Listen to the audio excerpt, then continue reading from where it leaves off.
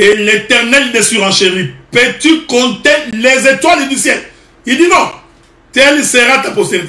Les étoiles du ciel sont des oiseaux. Parce que les étoiles sont des êtres célestes. Oh, les oiseaux volent dans les cieux. Est-ce que vous comprenez? Donc, dans l'arche, nous avions eu deux peuples. Ici, vous allez comprendre. Comme j'ai toujours dit, Noé n'a pas prêché. Noé n'a pas ouvert sa bouche pour dire, bien-aimé, le monde va être détruit. Non, non, non, non, non. Noé n'a pas dit ça. Noé a seulement construit l'arche. Et je vous avais dit, la construction de l'arche, c'est ça l'enseignement. Donc l'enseignement, c'est une construction. C'est pourquoi un prédicateur doit être un constructeur. Donc c'est lui qui sait placer les pierres. Il place les pierres, les fondements, la charpente. Voyez-vous, il mesure, il prend les clous. Vous voyez, c'est un travailleur, c'est un constructeur. Un ministre doit être un constructeur. Et un constructeur doit être un homme sage. Car c'est la sagesse qui bâtit la maison. J'en parlerai quand je toucherai le ministère. Un ministre doit être un homme sage dans la construction. Parce que si tu n'es pas sage, tu vas mal poser les choses, tu vas tout détruire. Donc, Noé n'a pas ouvert sa bouche pour dire venez entrer. D'ailleurs, attends, on va lire ça. Attends, on va lire ça avec votre permission. Attendez. J'espère que je vais trouver cette écriture ici cette fois-ci. Sans l'aide du pasteur Christian. Qu'est-ce qui est écrit? Je crois que c'est dans les livres des Hébreux. On va lire ça.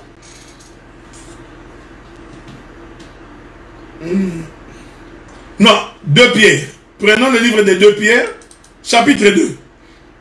2 Pierre, chapitre 2. L'écriture dit, je vais commencer où? Je vais commencer par, commençons par les premiers versets. Ça va être très beau à écouter. Il y a parmi le peuple des faux prophètes. Il y aura des mêmes parmi vous des faux docteurs qui introduiront des sectes pernicieuses. Je reviendrai là. Les sectes pernicieuses. Tu vois les sectes, hein, ça c'est mon groupe. Tu crées des fanatiques tout autour de toi. Donc tu verras, je vous avais toujours dit ça. Tu verras, il y a des hommes qui défendent tel prédicateur. Si tel prédicateur ne s'entend pas avec un autre prédicateur, chose qui ne peut pas se faire, l'homme va intoxiquer ceux qui les écoutent pour qu'ils puissent haïr l'autre. Non. Maintenant, il passe par des tournures malicieuses. Je vous ai toujours dit que le diable se déguise en ange de lumière. Le diable ne viendra pas t'attaquer avec les 2 cornes tout noirs. Tu vas fuir. Il viendra toujours avec l'impression, tu vois, c'est notre frère, mais le problème c'est que lui, tu vois, donc il est en train de t'injecter le venin. Donc il t'injecte un venin, mais proprement, tu ne te rends même pas compte. Non, tu vois, quand il fait une telle déclaration, tu vois, donc, très malin.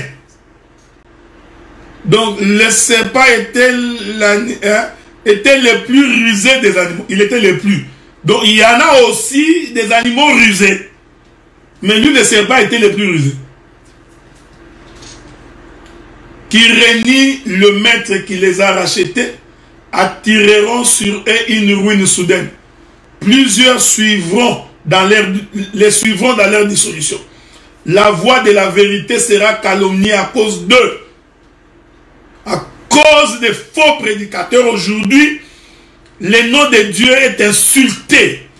À cause de votre manière de vous conduire, de votre manière d'être. Vous insultez, vous calomniez, vous donnez de faux témoignages. Vous avez de la haine. À cause de vous, le nom de l'Éternel est calomnié. À cause de vous, escroquerie, malhonnêteté, à cause de vous, vous prenez les femmes d'autrui. Vous sortez avec les filles d'autrui. À cause de vous, la voie de la vérité est calmée. L'écriture continue par cupidité. Il adore l'argent. Il peut tuer quelqu'un à cause de l'argent. Aujourd'hui, on empoisonne les gens. Un prédicateur empoisonne un autre à cause des dîmes et des offrandes. L'esprit de cupidité des travailleurs du ventre. Maintenant qu'il n'y a pas de rassemblement, on est dans le confinement. Ils ont trouvé des formules. Tout ça, trouvé des formules pour se trouver de l'argent. Il faut envoyer par M-Pesa, envoyer par Orange, Western Union. Donc, il n'y a que lui qui peut manger. Donc, il n'y a que lui qui peut manger. Remarquez cela. La cupidité. Ils trafiqueront de vous au moyen des paroles trompeuses. Dieu te bénira. Dieu bénira ta maison, ta famille, tes enfants seront bénis. Il te flatte parce que le corps aime la flatterie. Il est rare de trouver quelqu'un qui te dit la vérité et tu continues à l'aimer. La plupart des gens adorent qu'on puisse les flatter. Si on te flatte là, tu es très content. Non, il faut aussi apprécier quand on te dit que cette chose est mauvaise. C'est ça aussi le vrai amour. Et que menace depuis longtemps la condamnation, dont la ruine ne sommeille point. Car si Dieu n'a pas épargné les anges qui ont péché, et s'il les a précipités dans les abîmes des ténèbres, et les réserve pour le jugement, s'il n'a pas épargné l'ancien monde, mais s'il a sauvé le 8e, s'il a sauvé le 8e, c'est prédicateur de la justice. Lorsqu'il fit venir les déluges sur un monde des impies, c'est prédicateur de la justice. Ici, j'ai dit que Noé n'a pas ouvert sa bouche pour prêcher la justice. Non, mais c'était un prédicateur de la justice. Il faut lire. Je continue. La Bible dit, je continue ça pour vous. L'Écriture est précisée. S'il a condamné à la destruction et réduit en cendres les villes de Sodome et de Gomorrhe, les donnant comme exemple aux impies. Il y a une autre écriture que je cherche.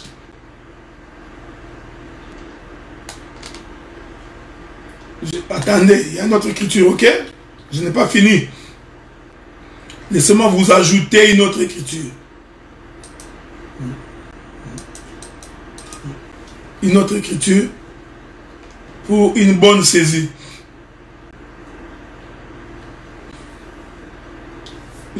Voilà. Hébreux chapitre 11.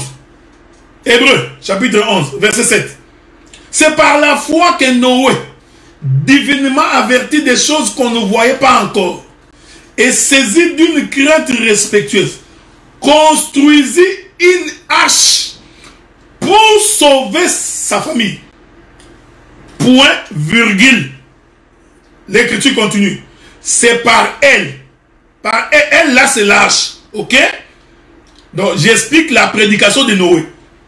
C'est par elle, donc l'arche, qu'il condamna le monde et devint héritier de la justice qui s'obtient par la foi. Est-ce que vous comprenez? Vous comprenez? Donc, quand Noé construisait l'arche, c'était ça la prédication. On n'a pas le temps. Parce qu'il faut expliquer que l'arche était divisée en 3 compartiments. La hauteur était de 30 coudées, je crois, la longueur de 50 coudées et la largeur de... On va en parler si le Seigneur nous garde de vie. Tout ça, c'était ça la prédication. C'était ça Noé qui prêchait. Donc quand il construisait, il était en train de prêcher. Est-ce que quelqu'un me comprend? Or, c'est Noé qui est en train de construire l'arche. Il construit l'arche pour se protéger lui-même. J'aime ça. J'adore ça. Donc, Noé construisait sa propre demeure. Il construisait sa propre maison pour que quand les intempéries vont frapper, qu'il trouve les lieux de refuge. Le psalmiste avait raison de dire, ton nom est une tour forte où nous venons nous réfugier. Est-ce que vous comprenez ce que nous disons? Donc l'arche de Noé, c'était un lieu où lui-même les constructeurs, c'est-à-dire Noé, va entrer pour se réfugier. Mais il n'entre pas seul. Il entre avec les animaux purs, les animaux impurs, les animaux terrestres et les oiseaux du ciel. Plus sa famille. Je vais revenir là-bas. Ils vont donc tous entrer pour se... Ici, Noé qui construit l'arche, en réalité c'est Dieu qui est en train de construire le corps d'Adam. Suivez-moi bien. Donc, le corps d'Adam, c'est sa l'arche. Donc, ici, Dieu c'est Noé.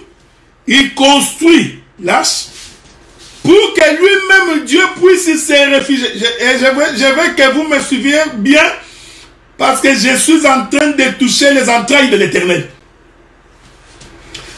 Dieu, il voulait se frapper lui-même. J'aime ça.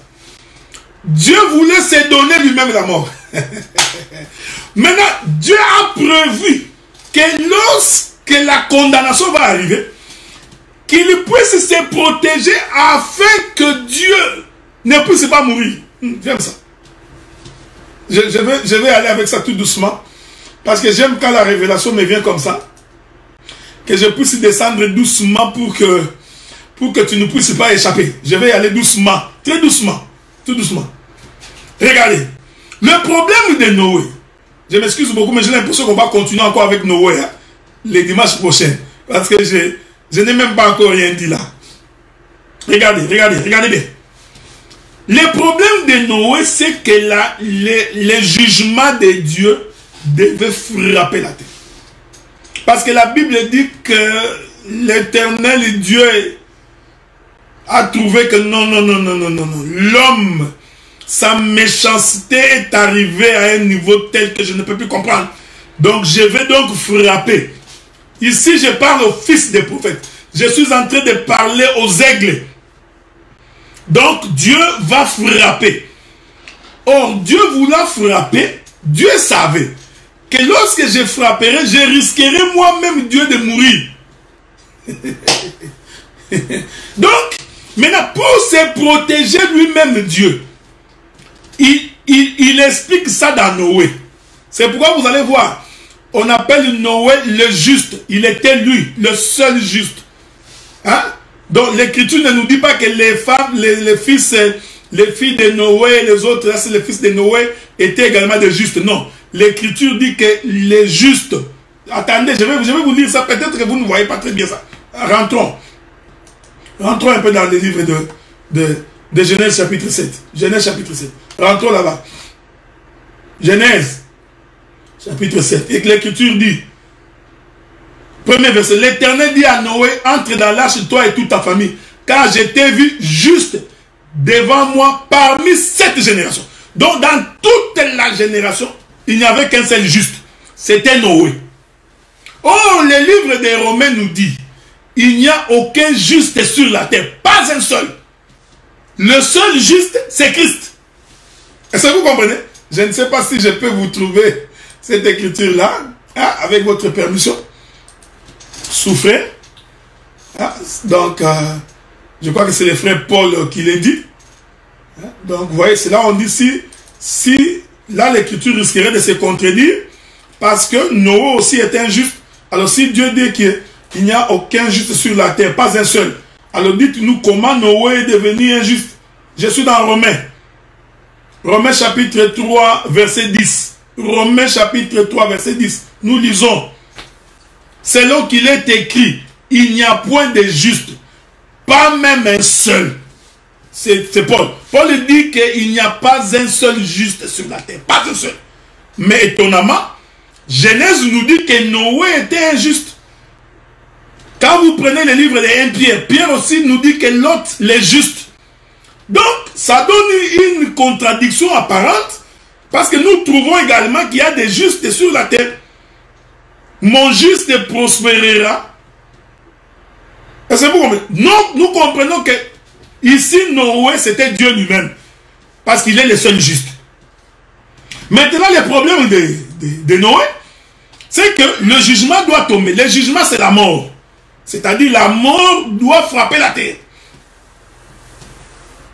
Est-ce que vous comprenez? Maintenant, puisque la mort doit frapper la terre, pour que Noé échappe à la mort, il faut que Noé se construise son propre corps, sa propre demeure. Donc, l'arche, en réalité, c'était le corps de Noé. J'aime la Bible, frère. L'arche, c'était le corps de Noé. Vous voyez, frère? Donc, ici, Noé est en train de se construire son propre corps. L'arche, qui est le corps. Pourquoi? Parce que quand Noé finit de construire l'arche, Noé donc va entrer dans l'arche. Donc, l'arche, c'est le corps de Noé. Lui-même, Noé est à l'intérieur. Donc, l'arche, c'est la tente de Noé. C'est la maison, c'est l'habitation de Noé. C'est pourquoi l'Écriture dit, en réalité, dans l'homme, c'est l'esprit. Donc, le corps n'est qu'une tente, c'est une maison. Mais l'esprit, c'est ça l'homme qui est à l'intérieur.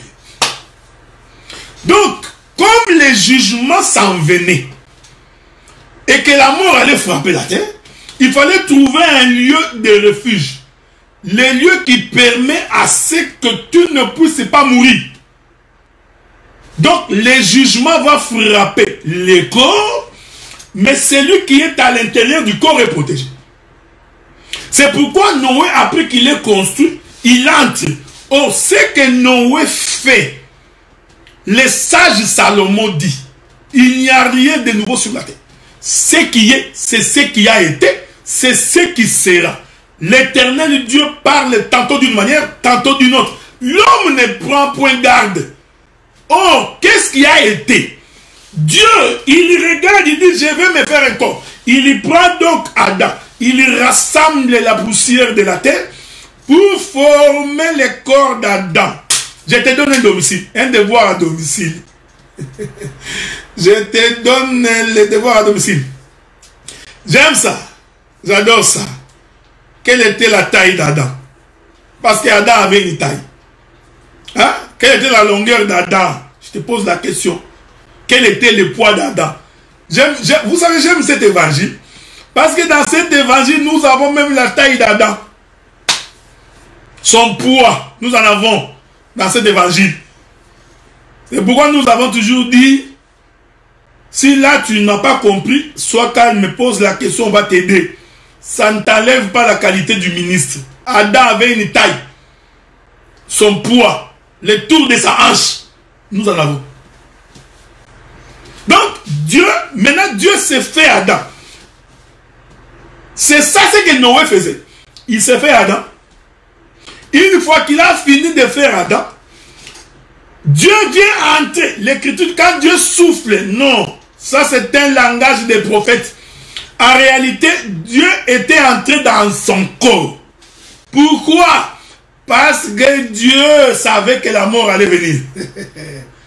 Voyez, frère? Donc Dieu savait que les jugements allaient venir. Pour que les jugements ne puissent pas l'atteindre, Dieu s'est fait son propre corps et il entre à l'intérieur de son corps. C'est pourquoi Colossiens nous dit, je vais lire ça pour vous. Prenons le livre de Colossiens. Colossiens. Souffrez, Colossiens.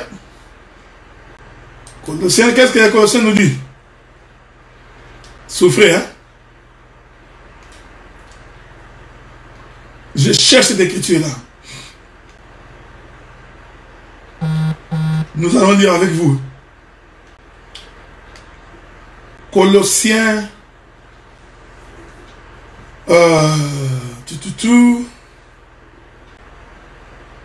J'aime ça.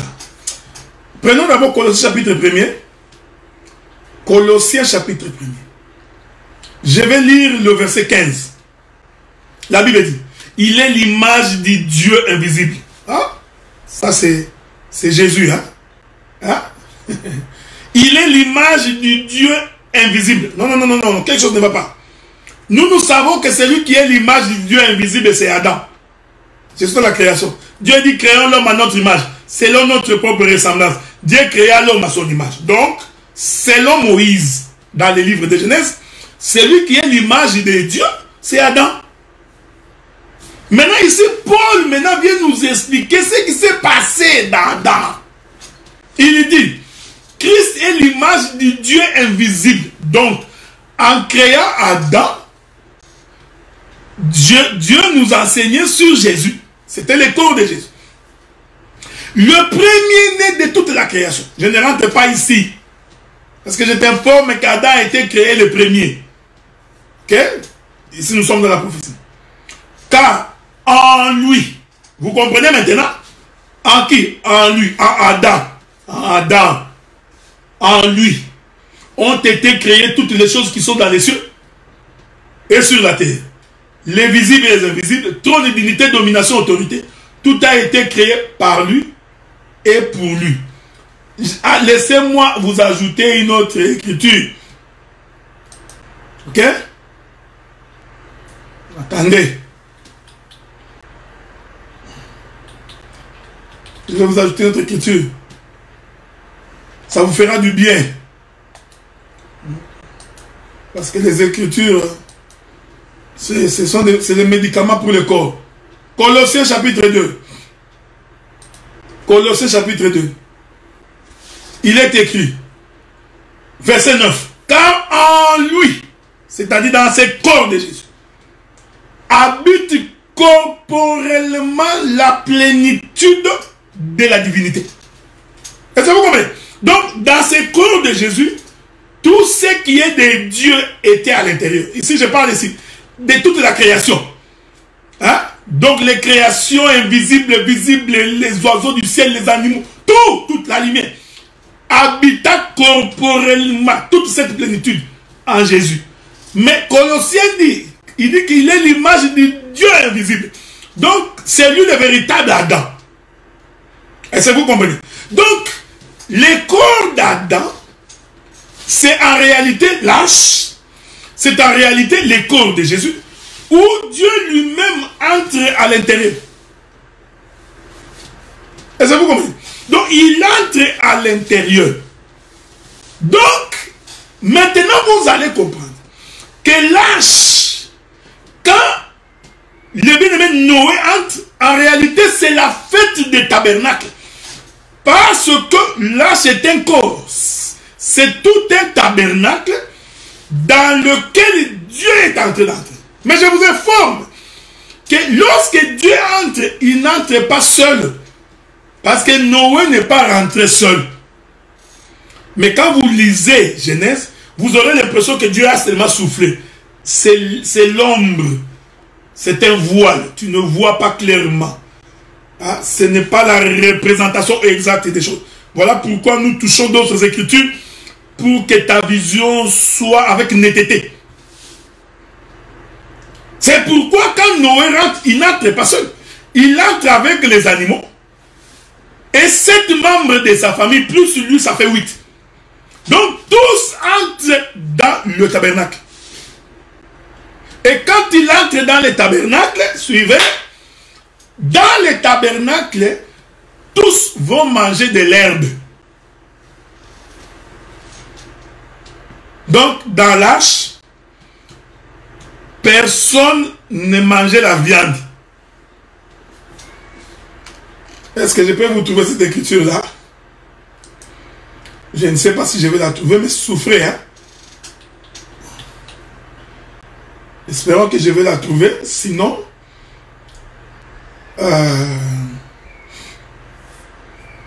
je pourrais revenir plus tard. Souffrez. En tout cas, je cherche, j'ai fait un effort pour trouver cette écriture-là.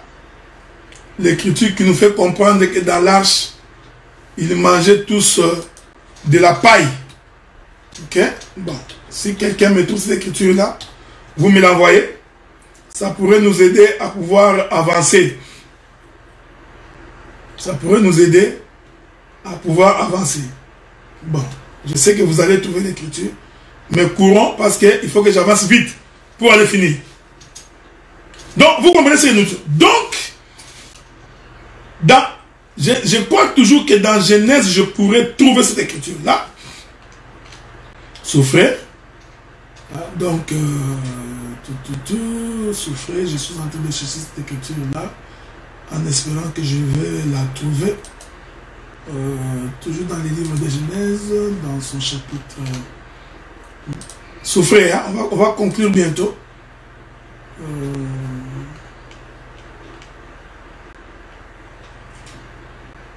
Je ne l'ai pas encore trouvé. Bon, en tout cas, je chercherai ça. Même le samedi prochain, je vous donnerai cette écriture-là. Parce que je sais qu'elle doit se trouver quelque part dans la Bible. Donc, quand ils sont entrés dans l'arche, il n'y avait pas de carnivores. Ça vous comprenez? Donc, les lions, s'ils mangeaient la viande dehors, dans l'arche, ils ne mangeaient plus la viande. Si les serpents dehors, ils pouvaient avaler un bouc, dans l'arche, ils ne peuvent pas avaler le bouc. Alors vous comprenez ce que nous disons? Il y a la sœur Alice qui pose la question. Donc, comment mesure 30 coudées aujourd'hui? Donc, il est en train de chercher la taille d'Adam. Ah, donc, Ésaïe 65, 25, bien-aimé Gigiston, c'était Ésaïe, hein? 65, 25. Allons là-bas. Ésaïe 65, 25. Bon, allons lire ça. Ésaïe 65, verset 25.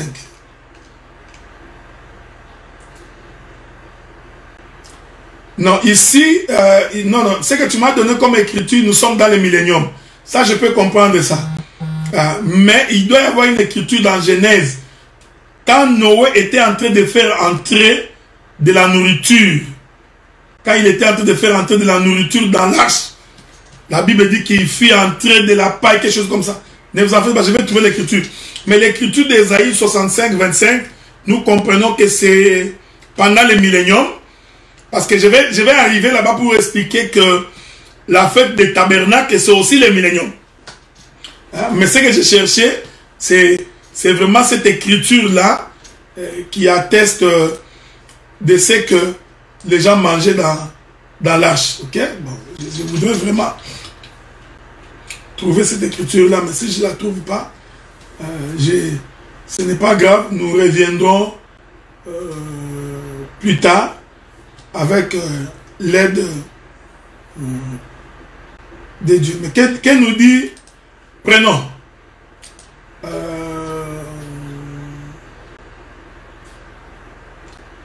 Bon, je vais le trouver plus tard, ok? Quand je le trouverai, je reviendrai. Allons quand même conclure pour aujourd'hui. Genèse chapitre 6, verset 21. Ok, Dieu soit loué, mon bien-aimé Safi. Ça se voit vraiment que tu es animatrice d'une émission. Genèse chapitre 6, verset 21. Merci beaucoup, ma soeur. Nous lisons. Et toi, prends tous les animaux que l'on mange, faisant une provision auprès de toi, afin qu'ils te servent de nourriture ainsi qu'à eux. Je vais remonter plus tard. C'est ce que je voudrais aller chercher.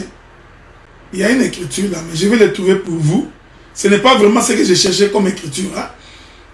Donc, je cherche une écriture qui dit qu'il a fait entrer la paille, quelque chose comme ça. C'est pas grave, nous allons revenir là-dessus. Mais regardez, parce qu'on va conclure bientôt. Donc, l'Éternel s'est fait une maison, que nous disons que c'est Adam. Il va donc entrer à l'intérieur. Et je précise que quand ils sont entrés dans l'arche, le carnivore n'a pas mangé la viande. Est-ce que vous comprenez cette notion? Donc il entre dans l'arche. Maintenant j'explique ceci. Ce geste d'entrer dans l'arche, c'était pour que Noé puisse se cacher. Il s'est protégé contre les jugements qui allaient frapper dehors. Il faut retenir ce que j'ai dit. De telle sorte que quand le jugement va arriver, le jugement va frapper l'arche. Donc la pluie, c'est un jugement. Ça va tomber sur l'arche. Mais ceux qui sont à l'intérieur de l'arche vont être préservés. Donc les jugements portent sur le corps, mais ce qui est à l'intérieur ne peut pas mourir. Est-ce que quelqu'un me comprend? Donc nous comprenons que quand l'Éternel Dieu crée Adam, Dieu, il créait son propre corps. Pourquoi? Parce que Dieu avait peur de mourir. J'aime ça. Dieu avait peur de mourir. Comme Dieu avait... Je sais que ça va vous trouver. Comme Dieu avait peur de mourir, qu'est-ce qu'il fait?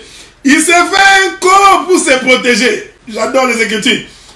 Ma bien-aimée Dorian, qu'est-ce que tu m'as donné comme écriture? J'aime ça.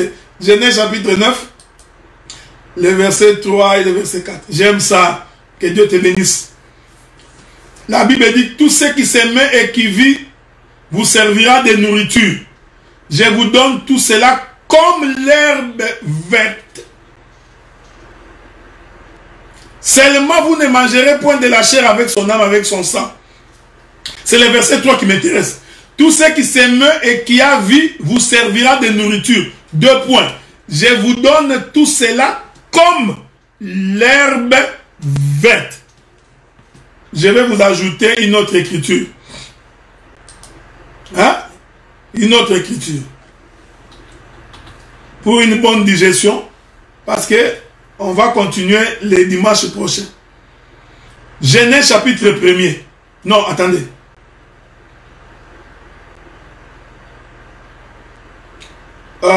Souffrez. Genèse chapitre 1er, verset 29. Dieu dit, voici je vous donne, je suis dans Genèse chapitre 1er, verset 29. Dieu dit, voici je vous donne toute herbe portant de la semence qui est à la surface de toute la terre. Et tout arbre ayant en lui des fruits d'arbres portant de la semence, ça sera votre nourriture. Avant que Adam ne pêche, Adam ne mangeait que de l'herbe. C'est pourquoi Dieu aussi a donné à Noé comme nourriture de l'herbe. C'est très important. Donc l'homme est devenu carnivore après le péché. Mais avant le péché, l'homme ne mangeait pas la viande. Ces choses sont prophétiques. Ce n'est pas ce que nous voyons aujourd'hui. Non, nous sommes l'église de l'Iloba. On ne peut plus manger la viande. Non, tu n'as pas compris les Écritures. Il faut avoir l'interprétation pour comprendre pourquoi, avant le péché, l'homme ne mangeait que de l'herbe, donc de la semence. Et pourquoi, du temps de Noé, Dieu donne également à Noé de ne manger que de l'herbe. Donc la nourriture de Noé était l'herbe qui porte la semence. C'est pourquoi je vous ai dit que quand ils sont entrés dans l'arche, personne n'a mangé la viande en fait. Donc la nourriture, parce que Dieu avait dit faites entrer de 7 couples. Donc si vous essayez de manger un lion, la lionne ne pourra plus se reproduire. Si vous mangez la femelle, le mâle ne peut plus se reproduire. Voyez. Donc les animaux qui sont entrés en fait dans le choix de Noé ne se mangeaient pas. C'est pourquoi quand tu lis noir sur blanc, il faut faire très attention. J'ai conclu. Dieu avait peur de mourir. Comme Dieu avait peur de mourir, pour se préserver de la mort. Parce que je t'informe que le temps, c'est la mort. Quand Dieu a créé le temps, Dieu savait que la mort va intervenir parce que le temps doit finir. Le temps a un commencement. Au commencement, le fait qu'il y a un commencement, il doit y avoir une fin. C'est ce qui faisait peur à Dieu. J'aime ça. Ce qui a fait peur à Dieu, c'est le fait qu'il y a eu un commencement. Et comme Dieu savait qu'il y a un commencement, il doit y avoir une fin. Oh, Dieu craignait sa fin. Voilà pourquoi, pour éviter sa fin, Dieu s'est fait un corps. C'est le corps d'Adam. Il entre à l'intérieur de ce corps pour traverser les temps. J'aime ça. J'adore ça. Donc les corps, c'est ce qui permet à Dieu de traverser les temps. Parce qu'il sait que dans les temps, il y a la mort. Après les temps, il va donc abandonner son corps, qui va mourir. J'aime ça. Et il va sortir. Nous allons aller jusqu'à la croix.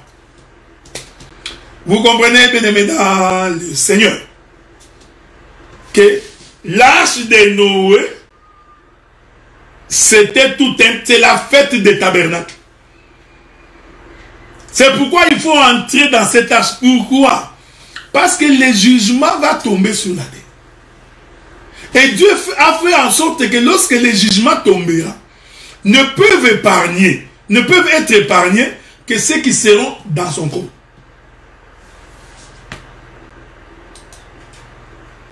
Le Seigneur qui a fait les animaux des champs, les créateurs des quadrupèdes et les créateurs des animaux domestiques. C'est Dieu-là. J'ai prié pour qu'il vous garde. J'ai prié pour qu'il vous protège. Nous allons donc nous fixer rendez-vous le samedi prochain. Judas et Tamar. Nous allons vous éviter cet embryonnage où on va simplifier pour que les dieux du ciel puissent vous garder et vous protéger. Je vous souhaite donc de passer une très bonne nuit sous la grâce du Seigneur. Que Dieu vous bénisse.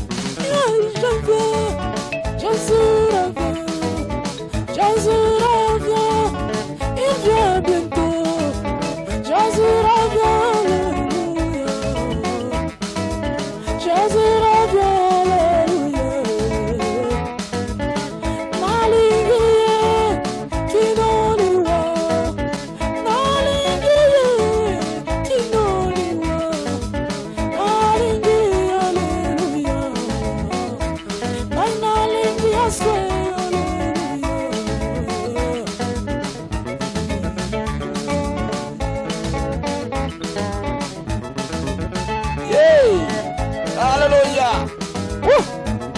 Louez-le, il est vivant.